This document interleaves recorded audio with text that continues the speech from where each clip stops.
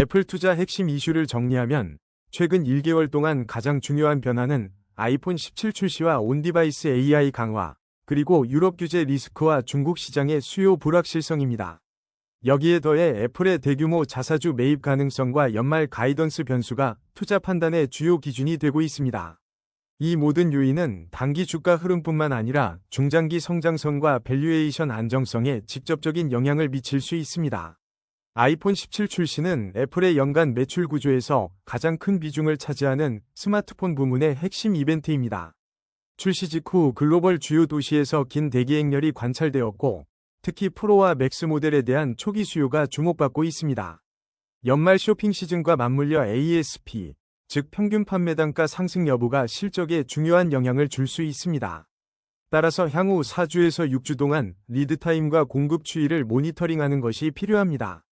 온디바이스 AI 기능 강화는 이번 신제품의 차별화 포인트입니다. A19 프로 칩은 대형 언어 모델을 기기 내부에서 구동할 수 있는 성능을 갖추었으며, 이를 통해 개인화된 요약, 번역, 음성 비서 기능을 제공합니다. 이는 경쟁사와의 격차를 확대할 수 있고 고가 모델 업셀링을 유도하는 효과가 있습니다. 다만 실제 사용자 체감도가 높지 않다면 단기 판매에는 큰 영향을 주지 못할 수 있으므로 초기 사용자 평가와 개발자 생태계 확산 속도를 확인할 필요가 있습니다. 유럽연합의 디지털 시장법, 즉 DMA는 애플의 서비스 전략에 제약을 주고 있습니다. 애플은 아이폰 미러링, 에어팟 실시간 번역과 같은 일부 기능을 EU 지역에서는 지연하거나 축소 적용하겠다고 발표했습니다. 이는 사용자 경험 저하뿐만 아니라 벌금이나 추가 제재로 이어질 가능성이 있습니다. 유럽 시장은 매출 비중이 큰 지역이기 때문에 규제 리스크가 실적과 브랜드 이미지에 장기적으로 영향을 줄 수 있습니다. 중국 시장은 여전히 불확실성이 큽니다. 출시 전 몇 주간은 아이폰 판매가 전년 대비 하락했다는 데이터가 나왔고, 이는 화웨이 등 로컬 브랜드의 경쟁 심화와 맞물려 우려를 키웠습니다. 하지만 출시 첫 주에는 주요 매장에서 긴 대기열이 발생하면서 긍정적인 신호도 나타났습니다. 결국 중국 내 점유율과 프리미엄 모델 수요가 연말 실적의 핵심 변수가 되며, 정부 정책과 보조금 환경도 면밀히 추적해야 합니다. 애플은 여전히 강력한 현금 흐름을 바탕으로 자사주 매입에 나설 수 있는 여력이 있습니다. 최근 애널리스트들은 최대 900억 달러 규모의 바이백 가능성을 언급했습니다. 이는 EPS 방어와 주주환원 효과를 통해 주가 안정성을 높이는 요인으로 작용할 수 있습니다. 다만 집행 속도와 실제 집행 금액이 시장 기대와 일치하는지가 중요합니다. 또한 해외 현금 리패트리에이션 과세제 이슈도 영향을 줄 수 있으므로 확인이 필요합니다.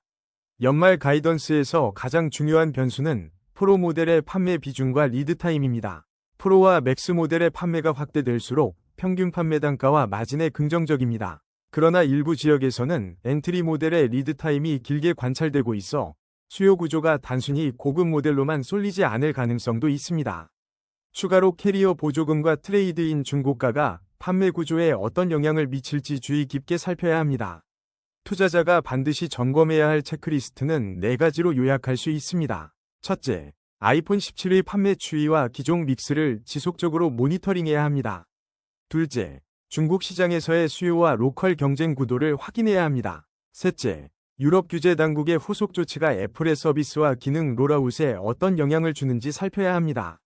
넷째, 자사주 매입의 실제 집행 속도와 규모가 주주환원 전략에 부합하는지 검토할 필요가 있습니다. 핵심 리스크를 요약하면 3가지입니다. 첫째, 유럽연합의 규제로 기능 제한과 벌금 가능성이 커졌습니다. 둘째, 중국 시장에서 프리미엄 수요가 불확실하며 경쟁사의 위협이 존재합니다. 셋째, 엔트리 모델 수요가 높아질 경우 평균 판매 단가 하락으로 이어질 수 있습니다. 이 같은 리스크 요인을 감안해 투자 결정을 내리는 것이 필요합니다.